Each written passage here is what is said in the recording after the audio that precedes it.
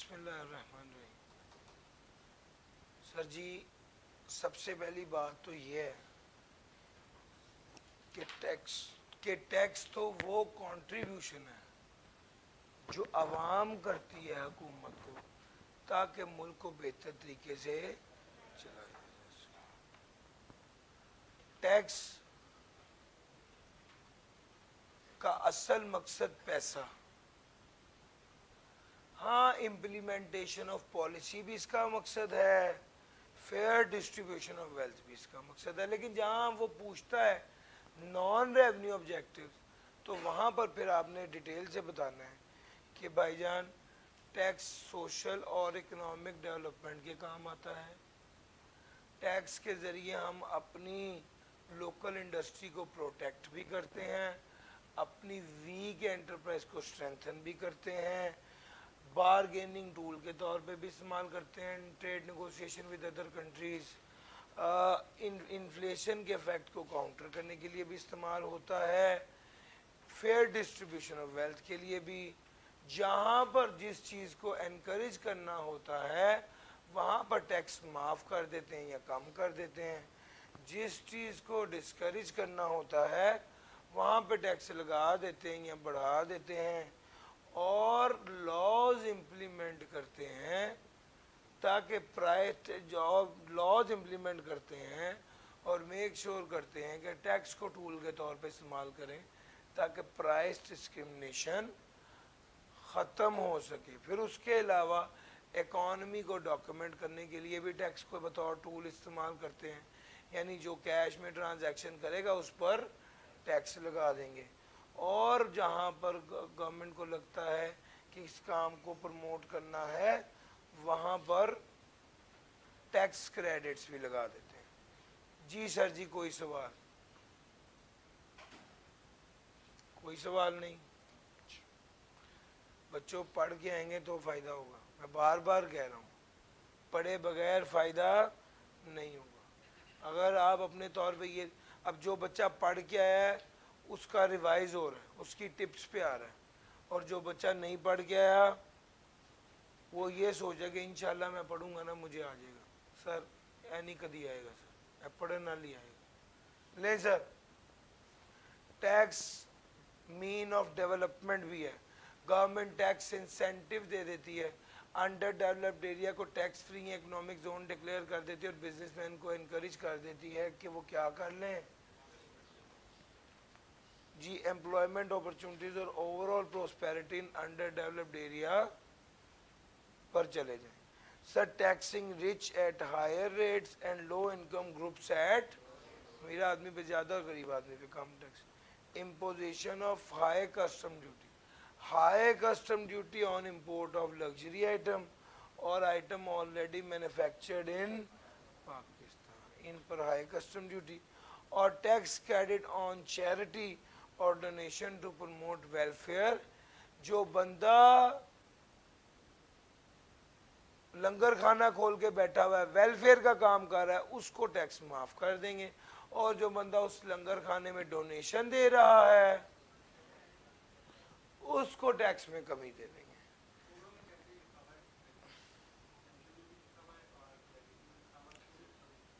Charity donation पर tax credit मिलेगा और डोनेशन भी लिखा हुआ है, खुद चैरिटी करेंगे या डोनेशन करेंगे तो टैक्स क्रेडिट मिलेगा, या जो चैरिटी या एजुकेशनल इंस्टीट्यूशन खोलेगा एक्टिविटी में इन्वॉल्व होगा उसको टैक्स एग्जाम्पशन मिलेगा।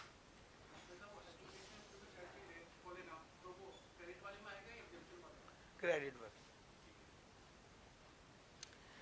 Tax credit for agro based project,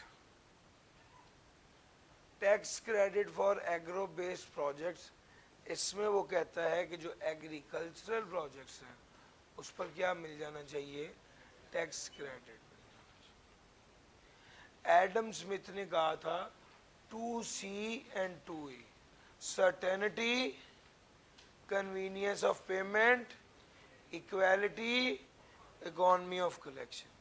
फिर ब्रॉड प्रिंसिपल की बात आई थी तो बेनिफिट प्रिंसिपल, जो जितना फ़ायदा उठाता है वो उतना टैक्स दे, जिसकी जितनी हैसियत है वो उतना टैक्स दे, ये एबिलिटी टू पे है, और हर बंदा एक फिक्स परसेंटेज के हिसाब से टैक्स दे ये इक्वल डिस्ट्रीब्यूशन प्रिंसिपल है। और कल मैंने आपको फ्लैट या प्रोपोर्शनल टैक्स पढ़ाया था और मैंने बताया था कि भाईजान इनकम बढ़ेगी तो टैक्स बढ़ेगा और टैक्स रेट भी बढ़ेगा, नहीं बढ़ेगा टैक्स रेट। शाबाश, ये फ्लैट या प्रोपोर्शनल टैक्स है, इनकम बढ़ी टैक्स बढ़ा और टैक्स रेट भी बढ़ा। ये प्रोग्रेसिव है, इनकम बढ़ी टैक्स सेम रहा टैक्स रेट कम हुआ, रिग्रेसिव टैक्स है। तो भाई इसके बारे में कल बड़ी डिटेल में बात हुई थी। Characteristics of tax, enforced contribution है, पेबल इन कैश है, प्रोपोर्शनल इन कैरेक्टर है, इनकम ट्रांजैक्शन और प्रॉपर्टी पे टैक्स लागू होता है, और टैक्स आर इम्पोज और levied on act rights and privileges. Benefits basically ये प्रिविलेजेस होते हैं जो आपके राइट्स होते हैं, उसको कह लीजिए प्रिविलेजेस, ठीक है। जैसे कॉपी राइट्स है, तो अब पब्लिशर एज अ प्रिविलेज के वो मेरी किताब को पब्लिश कर रहा है और कोई नहीं कर सकता। तो भाई टैक्स लागू कौन करेगा? वो इदारा लागू करेगा जिसके एरिया ऑफ अथॉरिटी में आप या आपकी प्रॉपर्टी आएगी। टैक्स एफपीआर वाले टैक्स का कानून बनाते हैं और इसको अप्रूव कहां से कराते हैं? पार्लियामेंट से, नेशनल असेंबली से। और टैक्स का पैसा इस्तेमाल कहाँ होता है? पब्लिक पर्पज के लिए और to support the government in implementation of projects और प्रोग्राम्स। सर जी principle of sound taxation system की बात हुई। फिस्कल एडिक्वेसी क्या कहता है? पैसे माली तौर पे काफ़ी होना चाहिए मुल्क को। माली तौर पे काफ़ी होने का मतलब है, माली तौर पे काफ़ी होना चाहिए, माली तौर पे काफ़ी होने का मतलब है सोर्सेज ऑफ रेवेन्यू ऐसे हों कि वो एक्सपेंडिचर को मीट कर सके। गवर्नमेंट एक्सपैंड भी कर सकती है और कॉन्ट्रैक्ट भी कर सकती है। इतना पैसा गवर्नमेंट के पास होना चाहिए कि वो मुल्क को अच्छे तरीके से चला सके। ज्यादा पैसे दरकार है तो ज्यादा टैक्स जमा करे, कम पैसे दरकार हैं तो कम टैक्स जमा करे। इक्वालिटी और थ्योरेटिकल जस्टिस क्या है? Taxes levied must be based upon the ability of the citizen to पे।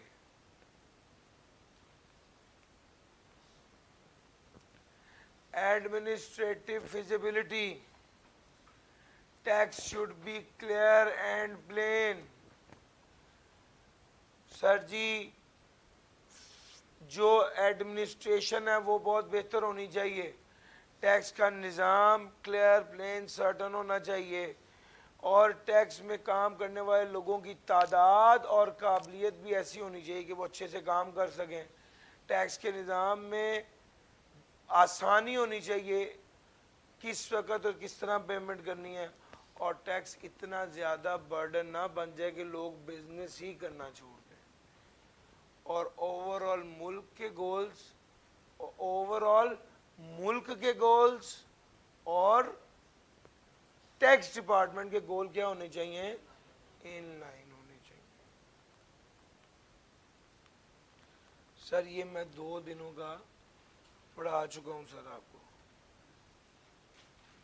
आपको एक चीज बताना चाहता था कि जितना अब तक मैंने पढ़ाया है, आज तक जितना मैंने पढ़ाया था 2 दिनों में, ये मैं 15 मिनट में करवा चुका हूँ। सर आप लोग मेहनत करेंगे तो ये तो असल में ये असल सही बेनिफिट है। लो सर 1867 में जंग आज़ादी हुई, 1960 में पहला कानून बना, 65 में मनसूख हो गया, 86 में फिर जनरल इनकम टैक्स बना जो सिर्फ ट्रेडर पर मखसूस प्रोविंसेस में था। 1914 से 18 में पहली जंग अजीम हुई। 1917 में इसी जंग की वजह से सुपर टैक्स लागू हुआ जो 50,000 से ऊपर था। 1918 में वार टाइम अमेंडमेंट आई, 1920 में भी आई, 1922 में फिर एक बहुत अच्छा कानून बना जो 1886, 1917, 18 और 20 को मिलाकर बनाया गया। और ये वाला कानून जब पाकिस्तान बना तो वहाँ पर भी अप्लाई कर दिया गया। 1979 में पाकिस्तान ने पहला कानून बनाया जो इनकम टैक्स ऑर्डिनेंस 1971 था, और उसके बाद 2001 में बनाया जो इनकम टैक्स ऑर्डिनेंस 2001 था, और वो आज तक चल रहा है। सर जी डेट से तो याद करनी है हिस्ट्री में, और क्या याद करेंगे। अगर आप अपनी आई कैप की किताब निकाल के देखें तो आपको पता चले कि ये कितना वहाँ पर मुश्किल लिखा हुआ है। मैंने तो बड़ा आसान टेबल सा बना के आपके सामने प्रेजेंट कर दिए, लेकिन ये आई कैप के बुक में काफ़ी कॉम्प्लिकेटेड सा करके लिखा हुआ था। अच्छा जनाब, अब हम पढ़ने लगे हैं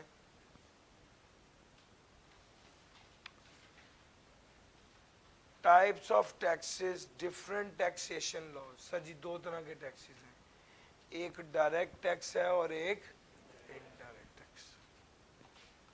डायरेक्ट टैक्स वो टैक्स होता है, डायरेक्ट टैक्स वो टैक्स होता है जो डायरेक्टली, डायरेक्ट टैक्स वो टैक्स होता है जो डायरेक्टली गवर्नमेंट को पे किया जाता है। Are taxes that are directly paid to the government by the taxpayer. It is a tax applied on individuals and organization directly by the government. Direct tax वो टैक्स होता है जो डायरेक्टली गवर्नमेंट को पे किया जाता है।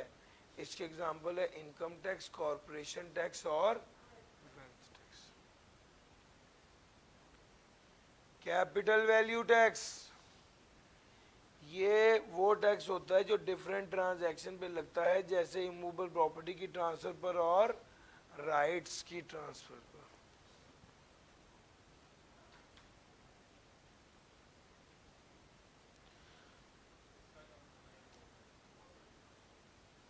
सर जी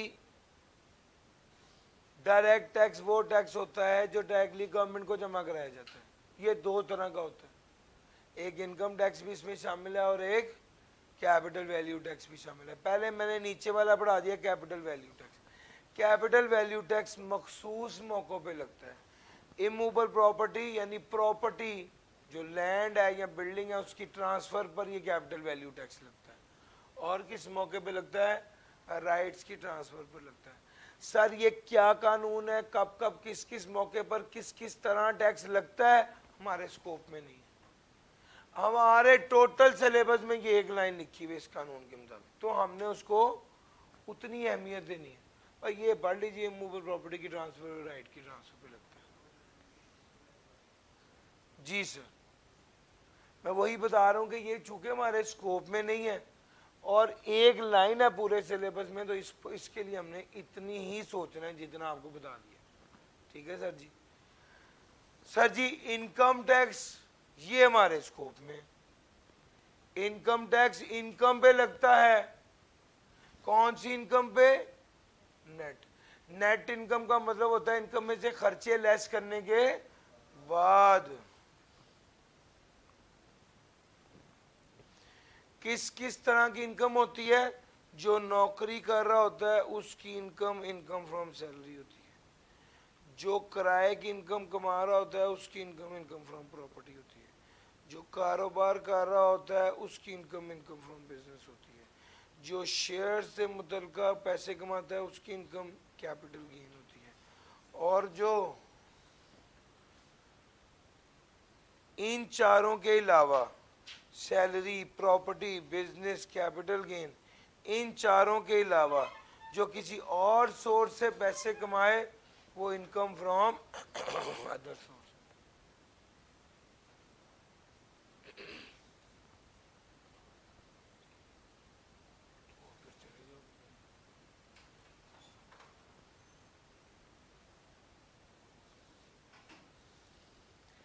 salary, property, business, capital gain और अदर सोर्स। इन 1 2 3 4 5 इन 5 हेड्स में इनकम आती।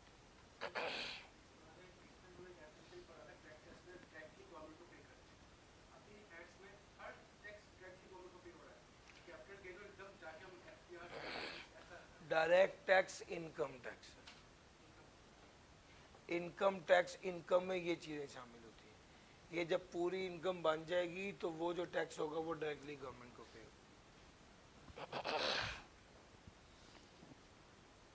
भाईजान मेरी बात समझ आ रही है? ये है जनाब इनकम टैक्स और कैपिटल वैल्यू टैक्स। एक बार जल्दी से डायरेक्ट टैक्सेस पढ़ लीजिए, 2 मिनट आपके पास। जो इनकम टैक्स है वो 1 साल की इनकम पे लगता है, वो 1 साल टैक्स ईयर है। इंशाल्लाह ये चैप्टर खत्म करते साथ ही चैप्टर 4 का पहला लेक्चर इस टैक्स ईयर को डिफाइन कर रहा होगा। ये जो चैप्टर 1 है, this is not just about income tax. Chapter 1 is about overall tax. तो हमारी स्कीम और अप्रोच पढ़ाने की ये होती है कि हम सबसे पहले तो इनकम टैक्स की बात, सबसे पहले तो हम इनकम की बात, सॉरी टैक्स की बात करते हैं ओवरऑल, और फिर उसके बाद इनकम टैक्स में स्टेप इन करते हैं। ठीक हो गया सर जी?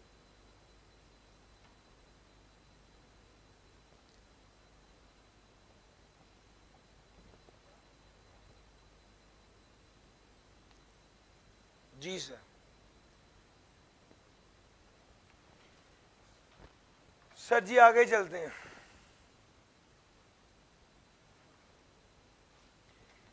आगे आ गया हमारे पास indirect tax.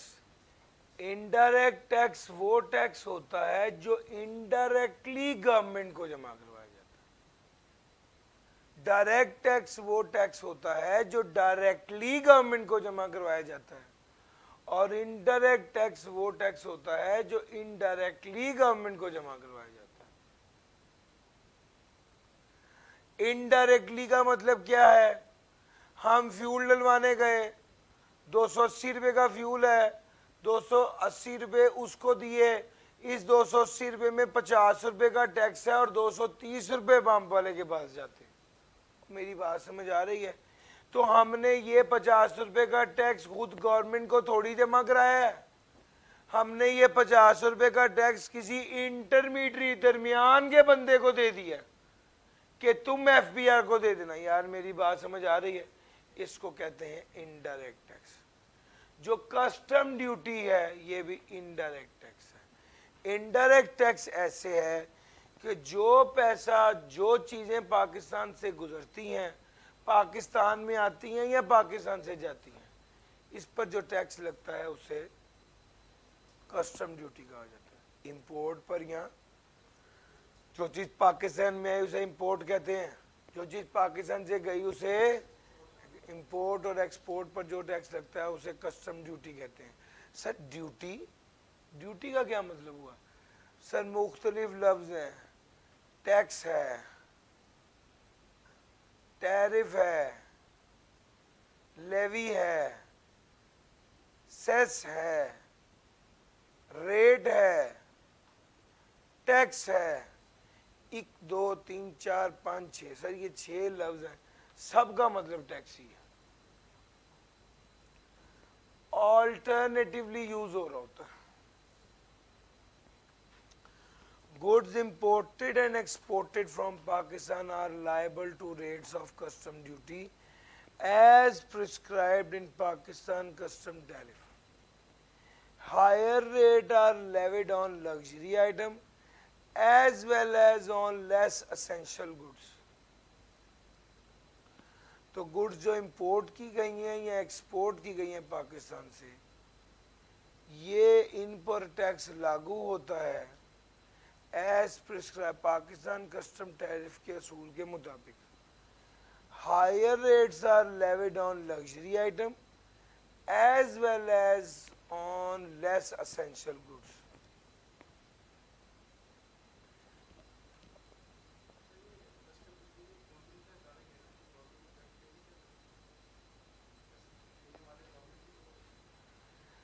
Sir ji government, असल में तो एफबीआर के खजाने में पैसे आने चाहिए ना। तो एक दरमियान में एक पार्टी है जो कि जिसके कानून के तहत, जिसके मुताबिक टैक्स लगता है और वो टैक्स कलेक्ट होता है। अब वो इनडायरेक्ट टैक्स इसलिए, ठीक हो गया?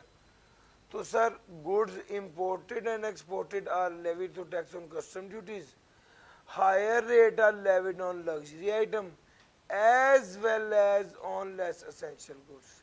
The import tariff on luxury plant and machinery and raw material is lower than those on consumer goods.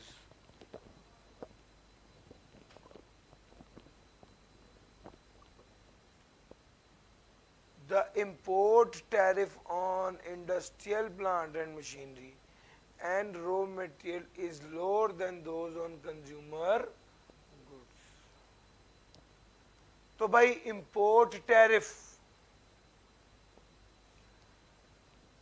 अब मेरी बात समझो, वो कह रहा है जिन चीजों जो चीजें लेस एसेंशियल है या लग्जरी हैं उस पर ज्यादा कस्टम ड्यूटी लगेगी ताकि इंपोर्ट को डिस्करेज किया जाए, लेकिन वो चीजें जो असेंशियल हैं, सर पाकिस्तान में प्याज खत्म हो गया,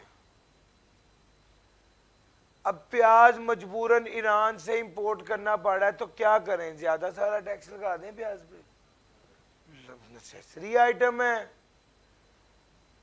सर मेरी बात समझ आ रही है?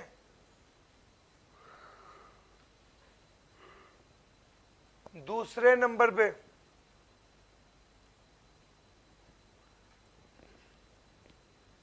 क्या आप बताइए, क्या अगर रुई इंपोर्ट की जाए चाइना से तो वो बेहतर है या बनी बनाई शर्ट इंपोर्ट की जाए तो वो बेहतर है?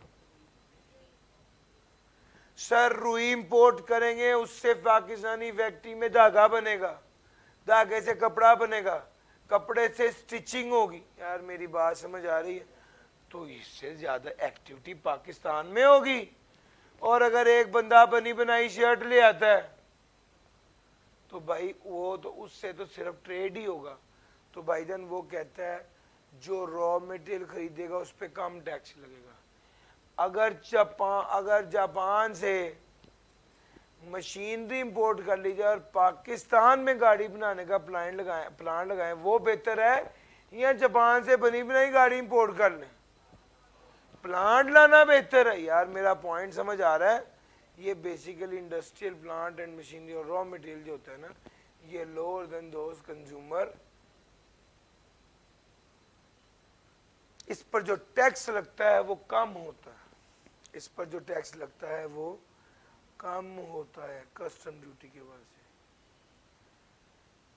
जी कैमरा इंटेंशनली ऑफ किया हुआ है, ताकि एक स्टूडेंट ने ऑनलाइन में पूछा कैमरे का, sir ji camera intentionally off किया होता है ताकि आप कंटेंट की तरफ ध्यान हो। और दूसरे नंबर पे होता ये है कि ऑनलाइन में स्टूडेंट जो है ना वो बाज़-औक़ात जो इंटरनेट जो है उसमें जब फ्लक्चुएशन आती है तो कैमरे में चूँकि ज़्यादा इंटरनेट यूजेज होती है तो उस वजह से फिर प्रॉब्लम ज़्यादा हो जाती है, तो स्मूथ चल जाता है बगैर कैमरे के, इसलिए फिर कैमरा ऑफ कर देते हैं। फेडरल एक्साइज ड्यूटी जिसको क्या बोलते हैं, FED बोलते हैं, फेडरल एक्साइज ड्यूटी।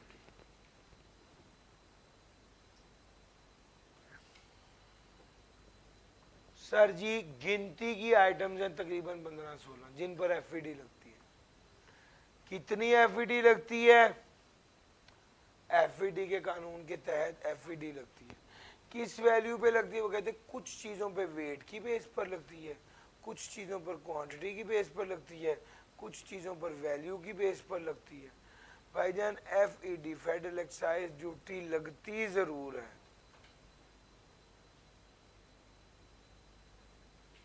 हाँ अगर आप एक्सपोर्ट करेंगे तो FED नहीं लगेगी। आपको बताता चलूँ कि FED के बारे में बस यही पैरा आपके स्कोप में है, और असल में FED आपने पढ़नी है CFAP में जाकर।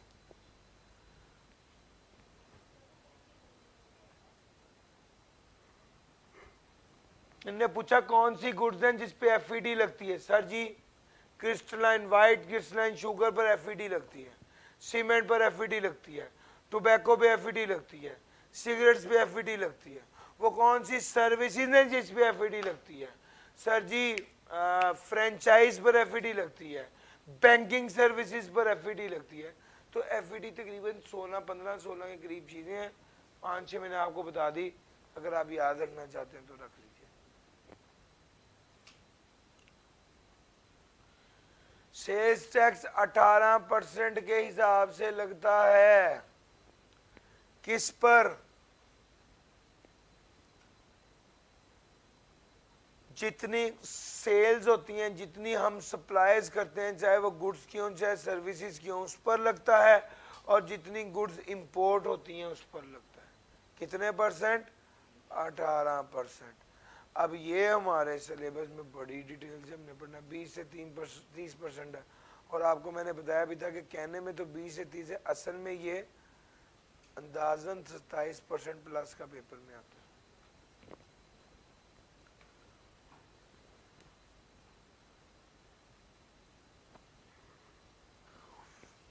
कस्टम ड्यूटी भी पढ़ा दिया, फेडरल एक्साइज ड्यूटी भी पढ़ा दिया, सेल्स टैक्स भी पढ़ा दिया।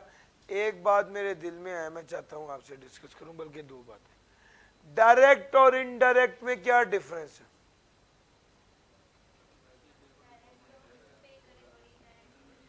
सर डायरेक्ट वो जो डायरेक्टली गवर्नमेंट को पे करें, और ये जो थ्रू इंटरमीडियरी गवर्नमेंट को पे करें।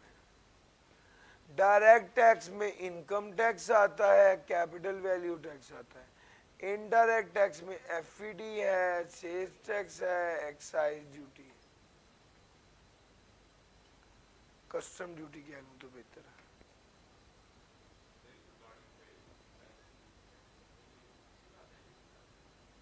सर वो जो गाड़ियों पे जो टैक्स लग रहा होता है ना, बेसिकली ये प्रोविंसेस के अंडर आता है। हमारे सिलेबस में जो टैक्स हैं ये सारे वो हैं जो फेडरेशन के अंडर आते हैं। क्योंकि अगर सूबाई टैक्स लगाने लग जाए तो कराची का पेपर और बने, लाहौर का पेपर और बने। अब हमारा पेपर सेम आता है ना पूरे पाकिस्तान में, क्योंकि जो कानून इसमें पढ़ाए जा रहे हैं वो वाले कानून हैं जो पूरे पाकिस्तान में applicable. Yes,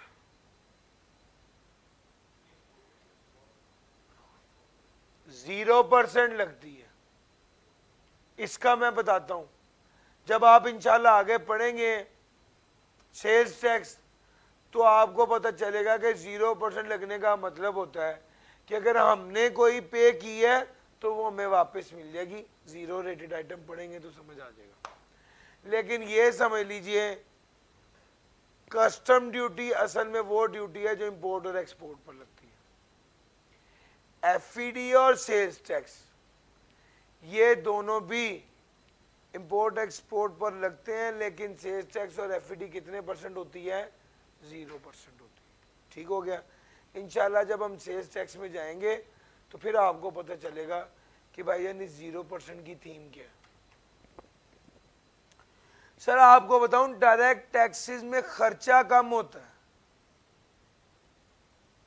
economy of collection, direct economy of जो कलेक्शन है वो डायरेक्ट टैक्सेस में अचीव हो पाती है, लेकिन इकोनॉमी ऑफ कलेक्शन जो ये एक्सपेंसिव टू कलेक्ट है।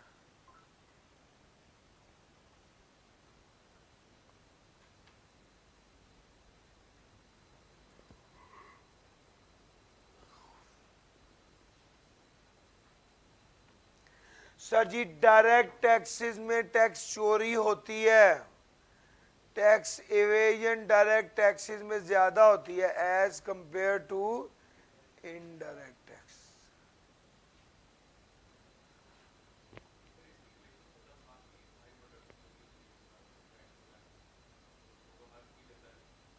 सर जी इसका सिस्टम है ना लंबा।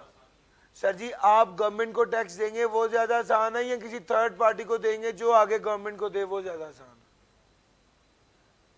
गवर्नमेंट को जो टैक्स हाथ में मिलेगा वो ज्यादा आसान है ना, ये बात। सर जी टैक्स चोरी ज्यादा डायरेक्ट टैक्सेस में होता है as compare to indirect tax. क्यों? सर जी अब बात यह है कि मैंने पेट्रोल 230 रुपए का पेट्रोल है, ऊपर 50 रुपए टैक्स है, 280 का मिल रहा है, मैं उसे कहूँगा नहीं तुम 230 में मुझे 1 लीटर डाल दो, मैं खुद एफबीआर को जाके टैक्स दे दूंगा, तो वो क्या कबूल करेगा? नहीं करेगा। इसी वजह से डायरेक्ट टैक्स जो है, इसी वजह से इनडायरेक्ट टैक्स में टैक्स एवेजन कम होती है। डायरेक्ट टैक्स नॉर्मली क्या होता है, प्रोग्रेसिव या प्रोपोर्शनल होता है, लेकिन इनडायरेक्ट टैक्स जो है उसमें उसकी एग्जांपल सेल्स टैक्स है और वो क्या होता है, रिग्रेसिव होता है।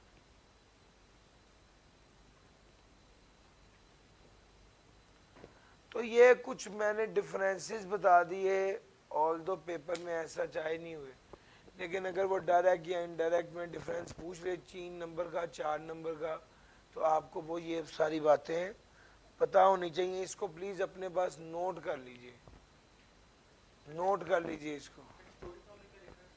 टैक्स इवेजन, डायरेक्टली गवर्नमेंट को जो पे किया जाता है वो डायरेक्ट टैक्स है, जो इनडायरेक्टली पे किया जाता है वो इनडायरेक्ट टैक्स है। पहले पॉइंट में डेफिनेशन है, दूसरे पॉइंट में कौन कौन से हैं, टाइप्स हैं, तीसरे पॉइंट में इकोनॉमी ऑफ कलेक्शन है, चौथे पॉइंट में टैक्स इवेजन है, पांचवें पॉइंट में काइंड ऑफ टैक्सेस। जी भाई, इवेजन की एक्सप्लेनेशन कह रहे, EVASION।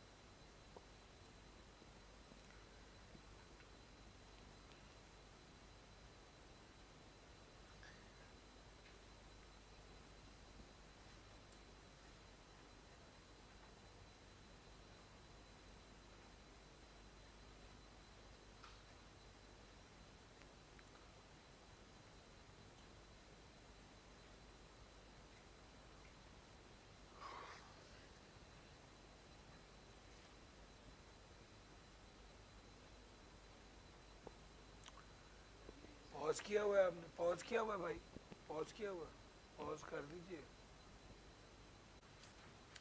सर जी चैप्टर हमारा कंप्लीट हो गया पास पेपर। पास पेपर से पहले आपके साथ डिस्कस करूंगा objective of tax laws. Sir ji tax laws एक तरफ इसने लिखे हुए हैं पेपर में, टैक्स लॉज लिखे आएंगे और वो आपसे पूछेगा कि ये कानून बनाने का मकसद क्या है, तो जनाब ये टैक्स लगाने का मकसद क्या है, तो वो आपने बताना होगा। जैसे हमने आपको बताया था कि बैंकिंग चैनल के अलावा अगर कोई ट्रांजैक्शन करेंगे तो टैक्स वाले इसको इनकम समझेंगे और इस पर टैक्स लगाएंगे। इस टैक्स लगाने का मकसद क्या था, डॉक्यूमेंटेशन ऑफ इकोनॉमी। गाड़ियों पर टैक्स ज्यादा लगना, मूवेबल एसेट पे टैक्स लगना, सर गाड़ी अमीर आदमी के पास ही है ना, उस पर आप टैक्स लगा रहे हैं, तो जब भी अमीर आदमी पर टैक्स लगाएंगे, लग्जरी गुड्स पर टैक्स लगाएंगे, तो इसका क्या मकसद होगा, फेयर डिस्ट्रीब्यूशन ऑफ वेल्थ, अमीर से पैसा लेना गरीब पर खर्च करना। हाँ अगर इंपोर्ट पर टैक्स लगाएंगे तो भाई लग्जरी गुड्स पर इंपोर्ट हो, तो इसका मतलब है इंपोर्ट ऑफ लग्जरी आइटम को डिस्करेज करना। अगर research and development expense allowable expense है, इसका मतलब यह है कि गवर्नमेंट इसको क्या कर रही है, प्रमोट कर रही है रिसर्च एंड डेवलपमेंट की एक्सपेंसेस को। जीरो रेटिंग ऑन एक्सपोर्ट, यानी एक्सपोर्ट पे 0% टैक्स लगेगा। इसका क्या मतलब, एक्सपोर्ट को एनकरेज किया जा रहा है। उसके बाद आएगा tax credit on donation to approved institutions. Approved institutions को tax credit on donation to approved institution, approved institution को डोनेशन देने पर टैक्स क्रेडिट का मिलना। इसका क्या मकसद है, to promote culture of payment and donation to only organised and regulated institution. Tax exemption to software export, promote software industry, tax on salary income. यार मेरी बात समझ आ गई है? Revenue collection.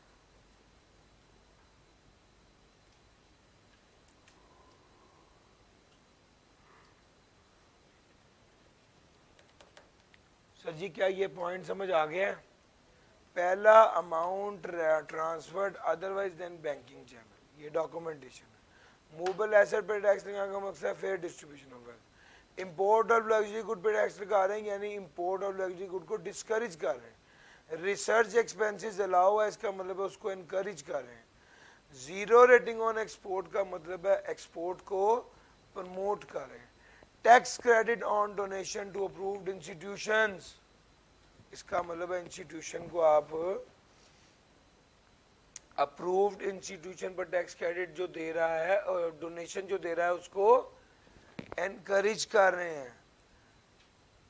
और सॉफ्टवेयर एक्सपोर्ट को एनकरेज कर रहे हैं। और सर बाजों का ना आपको समझ नहीं आती कि टैक्स तो लगा दिया है, अब ये टैक्स सैलरी पर टैक्स लगाने का क्या मतलब है? आप नौकरी करने वाले को डिस्करेज कर रहे हैं, ये तो नहीं हो सकता। तो भाई जहां पर कुछ समझ पे ना आए वहां पे आखिरी पत्ता रेवेन्यू कलेक्शन तो है, जो भी हो रहा है टैक्स से पैसा तो इकट्ठा हो ही रहा है।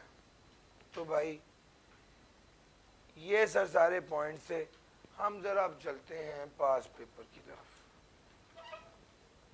सॉरी बेटे आप बैठे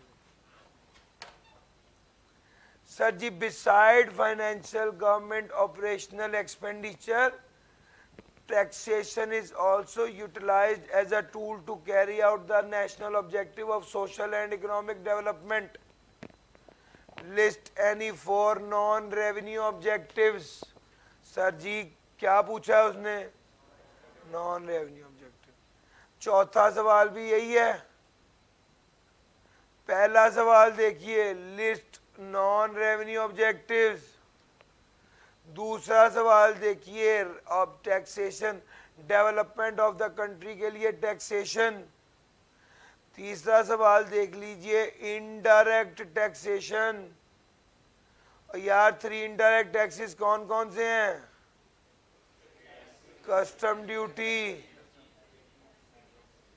एफईडी, फिर दोबारा नॉन रेवेन्यू ऑब्जेक्टिव्स, फिर दोबारा पांचवा सवाल फिर नॉन रेवेन्यू ऑब्जेक्टिव्स। छठा सवाल इनडायरेक्ट टैक्सेस पढ़ाया है सर जी। पार्ट बी जरा देखें, पार्ट बी अपनी किताब कॉपी रजिस्टर निकाल लीजिए। आप सब लोगों से कहूंगा अपना एक टैक्स का रजिस्टर जरूर बनाएं और उसमें सारी चीजें नोट करें, न्यूमेरिकल करने हैं, आगे जरूरत ज्यादा पड़नी है तो एक डेडिकेटेड रजिस्टर जरूर होना चाहिए। कुछ चीजें बुक पे नोट हो जाती हैं लेकिन हर चीज बुक पे नोट नहीं हो सकती।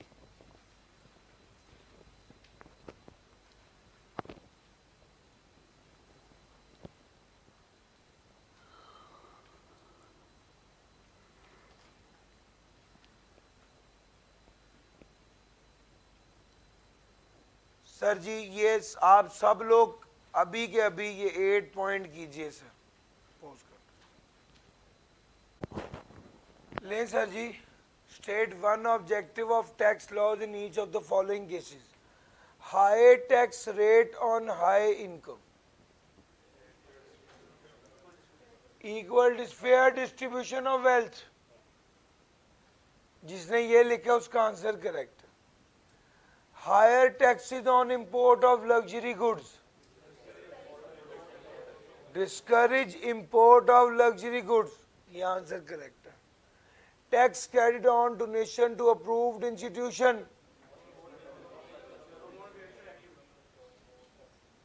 promote donation to approved institution, ये आंसर ज्यादा बेहतर है। अगर आप सिर्फ प्रमोट डोनेशन करेंगे तो वो ठीक नहीं है, चूंकि हर इदारे को डोनेट करने पर जो है ना वो टैक्स क्रेडिट नहीं मिलता, सिर्फ अप्रूव्ड इंस्टीट्यूशन को डोनेट करने पर टैक्स क्रेडिट मिलता है। हाँ ये ठीक है सर जी, अप्रूव्ड इंस्टीट्यूशन की बात जरूर कीजिए sir. Creation of tax free zone, development of economy, sir जी हमने पहले ही पॉइंट में पढ़ा था, फ्री और इकोनॉमिक जोन डेवलप करना, वो बेसिकली डेवलपमेंट ऑफ इकोनॉमी है। Tax on income of individual and companies, revenue, शाबाश। Tax on transaction not made through normal banking channel, शाबाश। Zero rating under sales tax, zero rating का मतलब होता है 0% tax लगाना। सर जी 0% टैक्स लगता है एक्सपोर्ट पे, तो जब आप कहते हैं zero rating under sales tax, तो इसका मतलब है कि एक्सपोर्ट पर टैक्स 0% होगा, जिसका मतलब है एनकरेज करना एक्सपोर्ट को। अब आप ये सवाल पूछ सकते हैं कि सर आपने तो हमें ये बताया नहीं था। भाईजान जब आप सेल्स टैक्स पढ़ेंगे तो ये बात अंडरस्टूड होगी। अभी इस वक्त आपको दिक्कत ये है कि आपने सेल्स टैक्स नहीं पढ़ा हुआ था। अलबत्ता जिन बच्चों ने ये पेपर दिया था, चूंकि उन्होंने सेल्स टैक्स पढ़ा हुआ था, उनके लिए प्रॉब्लम नहीं थी।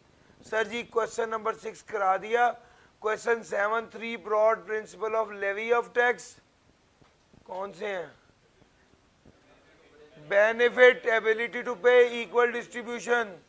3 इनडायरेक्ट टैक्सेस आ गया, फिर taxes for the development of the country आ गया। फिर 9th क्वेश्चन, रजिस्टर अपना खोल के रखिए। क्वेश्चन नंबर 9 ये आपने करना है। 5 मिनट का टाइम दे रहा हूं sir ji. Sir ji state one objective of tax laws in each of the following independent cases. High tax rate on import of goods,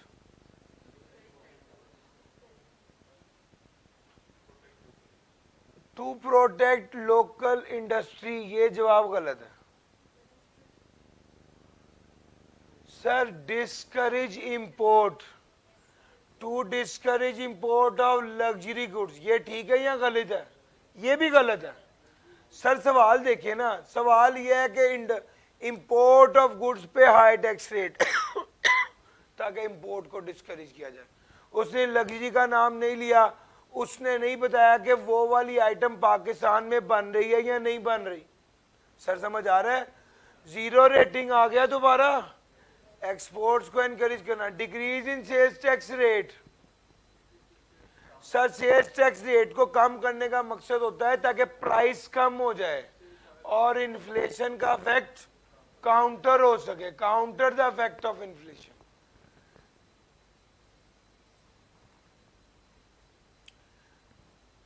tax on cash deposit या विड्रॉल बाय नॉन फाइलर, जी। Documentation of economy, tax on cash deposit and withdrawal by non filer, इसका मकसद है documentation of economy. नहीं भाई, कतई नहीं हो सकता।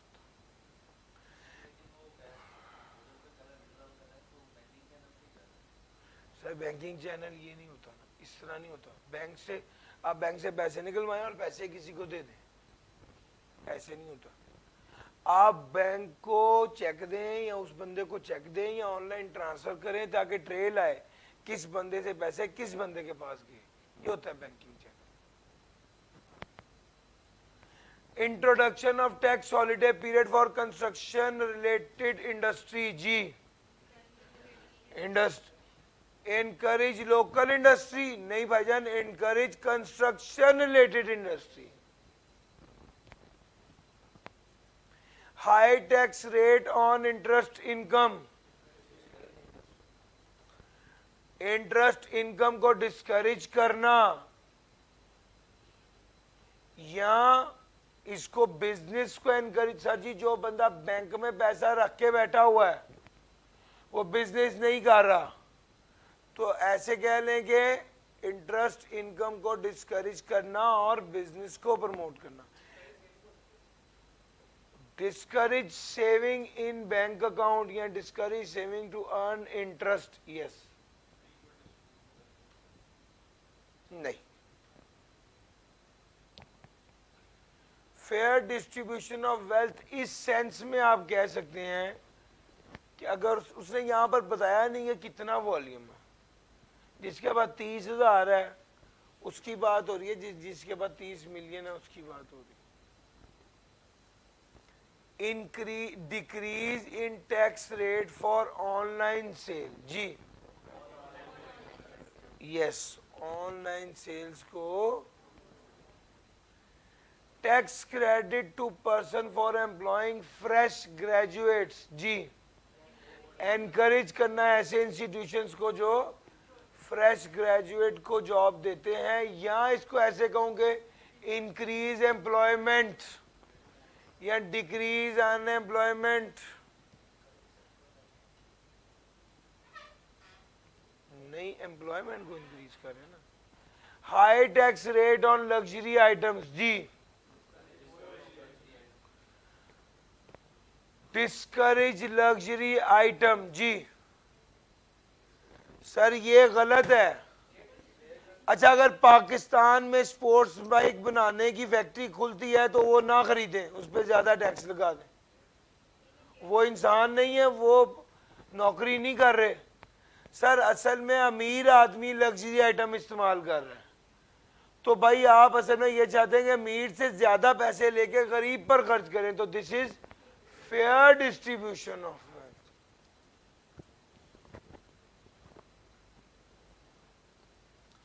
Allow expenditure on research and development, जी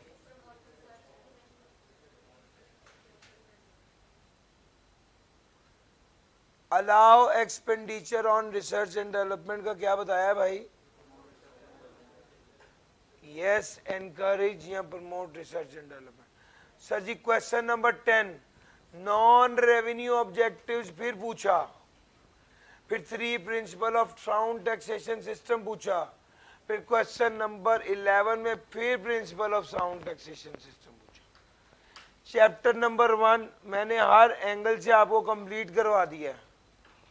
तो आज तीसरा दिन है, आप में से कोई ऐसा बच्चा जिसको लगता है बहुत तेज करवाया है?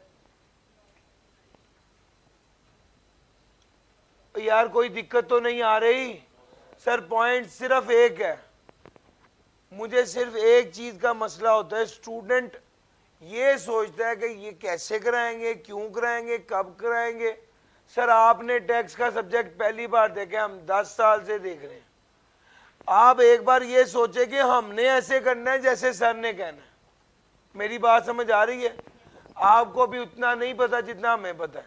आप सिर्फ एक काम कर लीजिए, और वो ये है कि जैसे टीचर कह रहे हैं वैसे कर लें, कोई दिक्कत नहीं होगी। बड़ा कंफर्टेबली कोर्स कवर भी होगा और पेपर पास भी होगा इंशाल्लाह। डन है सर? लो सर आज के लिए इतना ही था। सर जी इसका टेस्ट इंशाल्लाह इस सैटरडे को है या मंडे को मैं अनाउंस कर दूंगा, इट डिपेंड्स। या सैटरडे या मंडे है, मैं आपको कल बता दूंगा। आज के लिए इतना ही था। थैंक यू जी, अल्लाह हाफिज।